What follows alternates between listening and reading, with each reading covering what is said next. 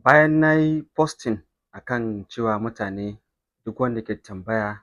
game da abin da ya shafi TIN wato Tax Identification Number ya mun tambaya a comment section. Mutane na ga sun yi reacting, sun min tambayoyi, kuma na yi alƙawarin insha Allah zan dinga ɗauko tambayoyin nan daga abin da ya sawwaƙa in yi bayani a taƙaice. Kamar tambaya na farko wanda aka min, wanda ya fito daga Sani Mai Gaskiya, tambayar da yake cewa meye amfanin ta, sannan dole ne sai ka yi ta yaya ake yin ta?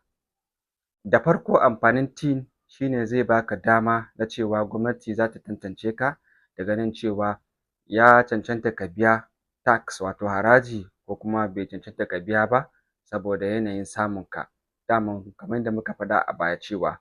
ko kai mai karɓan albashi ne na gwamnati ko kuma albashi wanda yake a private ne, ko kuma kai ɗan kasuwa ne, akwai adadin